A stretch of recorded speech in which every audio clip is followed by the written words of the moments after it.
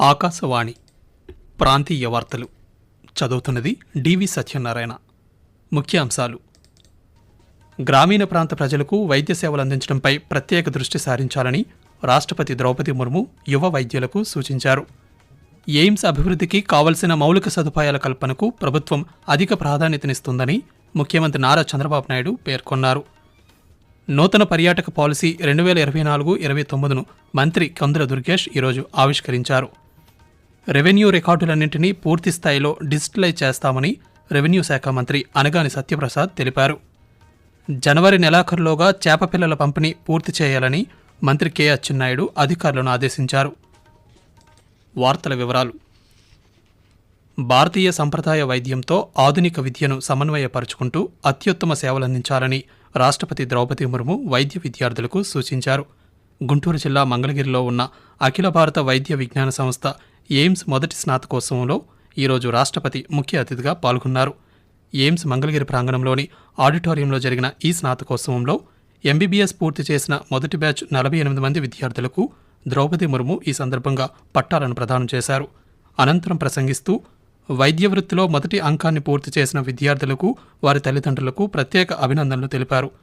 వైద్య విద్యార్థులు సేవాభావన, నిరంతర శిక్షణ, పరిశోధన అనే 3 అంశాలతో ముందుకు వెళ్లాలని దిశానిర్దేశం చేశారు. అందరికీ ఆరోగ్య సంరక్షణ అనే నినాదంతో పనిచేయాలని, ముఖ్యంగా గ్రామీణ ప్రాంత ప్రజలకు వైద్య సేవలు అందించడంపై ప్రత్యేక దృష్టి సారించాలని రాష్ట్రపతి విద్యార్థులకు సూచిస్తూ, Choosing the medical profession, you have chosen the path of serving humanity. You will get invaluable opportunity to save people's life and improve their health. Our young doctors like you to give priority to providing medical care and services to people living in rural, tribal and remote areas, providing inclusive health care in our national goal. ఈ కార్యక్రమంలో Andhra Pradesh governor Syed Abdul Nazir, ముఖ్యమంత్రి నారా చంద్రబాబు నాయుడు, కేంద్ర ఆరోగ్య కుటుంబ సంక్షేమ శాఖ సహాయ మంత్రి ప్రతాప్ రావు జాదవ్, రాష్ట్ర మంత్రులు నారా లోకేష్, సత్యకుమార్ యాదవ్లు పాల్గొన్నారు. అఖిల భారత వైద్య విజ్ఞాన సంస్థ ఎయిమ్స్ అభివృద్ధికి కావలసిన నీరు, విద్యుత్, రహదారులు వంటి మౌలిక సదుపాయాల కల్పనకు రాష్ట్ర ప్రభుత్వం ప్రథమ ప్రాధాన్యతనిస్తుందని ముఖ్యమంత్రి నారా చంద్రబాబు నాయుడు తెలిపారు.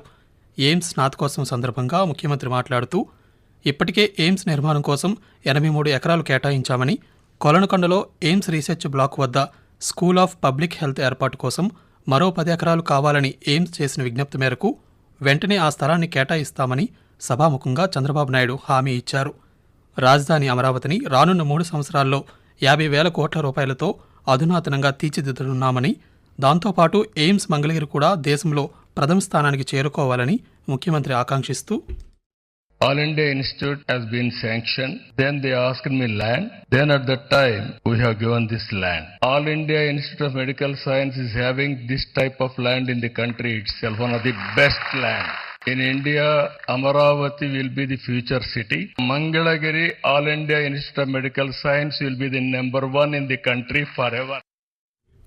కాగా ఆంధ్రప్రదేశ్ పునర్విభజన చట్టంలో భాగంగా 2015 డిసెంబర్ 19న అప్పటి కేంద్ర ఆరోగ్య శాఖ మంత్రి జేపీ నడ్డా, ముఖ్యమంత్రి నారా చంద్రబాబు నాయుడు మంగళగిరిలో ఎయిమ్స్కు శంకుస్థాపన చేశారు. 2019 మార్చి 12 నుండి ఎయిమ్స్ ప్రజలకు అవుట్ పేషెంట్ సేవలను ప్రారంభించగా 2020 జూలై 11 నుండి ఇన్పేషెంట్ సేవలను కూడా అందుబాటులోకి తీసుకొచ్చింది.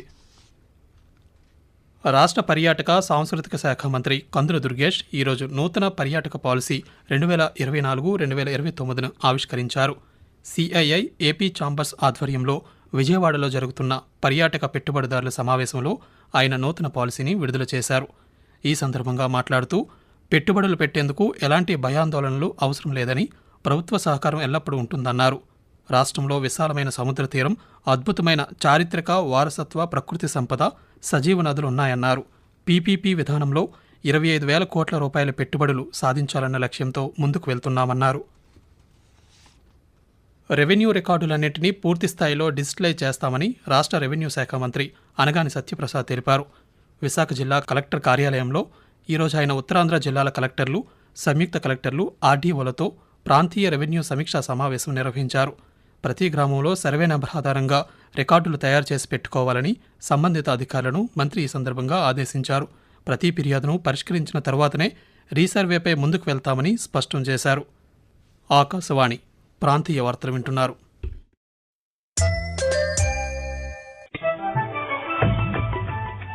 నిరంతర వార్తా విశేషాల కోసం ఆకాశవాణి సామాజిక మాధ్యమ వేదికలైన news on air YouTube channel ను, newsonair.gov.in వెబ్సైట్ ను, ట్విట్టర్ లో ఆల్ ఇండియా రేడియో న్యూస్ ను వీక్షించండి.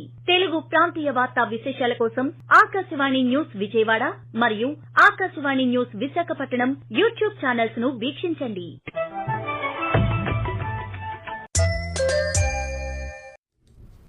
రాష్ట్ర వ్యవసాయ శాఖ మంత్రి కె అచ్చెన్నాయుడు ఈరోజు సచివాలయంలో పశుసంవర్ధక, మత్స్యశాఖల ఉన్నతాధికారులతో సమీక్షా సమావేశం నిర్వహించారు. జిల్లా సంయుక్త కలెక్టర్ల ఆధ్వర్యంలో జనవరి నెలాఖరులోగా చేపపిల్లల పంపిణీ పూర్తి చేయాలని ఈ సందర్భంగా అధికారులను ఆదేశించారు. రాష్ట్రంలో తీర ప్రాంత అభివృద్ధికి నివేదిక సిద్ధం చేయాలని, మత్స్యకారుల పడవలకు ఇంధన రాయితీలో ఇబ్బందులు తలెత్తకుండా చర్యలు తీసుకోవాలని అధికారులకు సూచించారు. రాష్ట్రంలో ఎంబ్రియో ట్రాన్స్ఫర్ టెక్నాలజీ అభివృద్ధిపరిచి మేలైన పశుజాతుల ఉత్పత్తిని ప్రోత్సహించాలన్నారు. అలాగే పశుసంవర్ధక శాఖలో ఖాళీగా ఉన్న ఉద్యోగాల భర్తీకి వెంటనే చర్యలు చేపట్టాలన్నారు. ప్రధానమంత్రి సూర్యఘర్ పథకంపై విస్తృతంగా అవగాహన కార్యక్రమాలు చేపట్టాలని శ్రీ సత్యసాయి జిల్లా కలెక్టర్ టిఎస్ చేతన్ అధికారులను ఆదేశించారు. పీఎం సూర్యఘర్ ముఫ్త్ బిజిలీ యోజన అమలుపై ఈరోజు కలెక్టర్ కార్యాలయంలో డిఎల్సీ సమావేశం నిర్వహించారు. ఈ సందర్భంగా కలెక్టర్ మాట్లాడుతూ పీఎం సూర్యఘర్ పథకాన్ని ఈ సంవత్సరం ఫిబ్రవరి 13న ప్రధానమంత్రి నరేంద్ర మోదీ ప్రారంభించారని, 1 సంవత్సర కాలంలో 1 కోటి గృహాలు ఈ పథకం పరిధిలోకి తీసుకురావాలన్నదే కేంద్ర ప్రభుత్వ లక్ష్యమని పేర్కొన్నారు. మన రాష్ట్రంలో 30 లక్షల గృహాల్లో ఈ పథకాన్ని అమలు చేయాలని లక్ష్యంగా పెట్టుకున్నామని తెలిపారు. రెవెన్యూ సదస్సుల్లో ప్రజల నుంచి వందల సంఖ్యలో అర్జీలు వస్తున్నాయని రాష్ట్ర రవాణా, క్రీడా శాఖల మంత్రి మండిపల్లి రాంప్రసాద్ రెడ్డి అన్నారు. అన్నమయ్య జిల్లా సంబేపల్లి మండలంలో జరిగిన రెవెన్యూ సదస్సులో ఈరోజు ఆయన పాల్గొన్నారు. ప్రజల నుంచి వచ్చిన అర్జీలను పరిష్కరించేందుకు సంబంధిత అధికారులను ఆదేశాలు ఇచ్చారు. ఈ సందర్భంగా మంత్రి మాట్లాడుతూ భూముల ఆక్రమణ, రీసర్వేలో అవకతవకలపై ఎక్కువగా వినతులు వస్తున్నాయన్నారు. రెవెన్యూ సమస్యలను సమూలంగా పరిష్కరించాలని ఈ సదస్సులను ఏర్పాటు చేశామని, ప్రజలు వీటిని సద్వినియోగం చేసుకోవాలని మంత్రి కోరుతూ రెవెన్యూ సదస్సులకు అపూర్వ స్పందన ఉంది. ప్రజలకు మేలు చేయాలనే లక్ష్యంతో 5వ తారీఖు నుంచి రాష్ట్ర వ్యాప్తంగా గ్రామాన విఆర్ఓల దగ్గర నుంచి కలెక్టర్ వరకు తిరుగుతా ఈ కార్యక్రమం చేపట్టడం జరుగుతా ఉంది. ఎవరైతే భూములు లాక్కున్నారో వాళ్ళ పైన గూండా యాక్ట్ పెట్టేదానికి కూడా ఆదేశాలు ఇవ్వడం జరిగింది. ఈ కార్యక్రమాన్ని అందరూ సద్వినియోగం చేసుకోవాలా.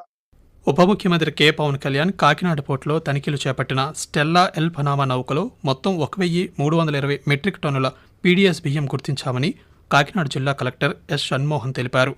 జిల్లా ఎస్పీ విక్రాంత్ పాటిల్తో కలిసి ఆయన ఈరోజు పాత్రికేయులతో మాట్లాడుతూ నౌకలోని 3వ కంపార్ట్మెంట్లో పీడీఎస్ బియ్యం గుర్తించామన్నారు. వాటిని బయటకు తీసుకొచ్చేందుకు చర్యలు తీసుకుంటున్నామని చెప్పారు.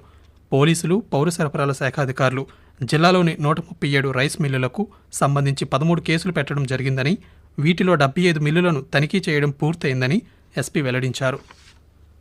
విజయనగరం జిల్లాలో మొట్టమొదటిసారిగా పిండ గర్భధారణ ప్రక్రియ ద్వారా గిరిజాతి ఆవు దూడ జన్మించింది.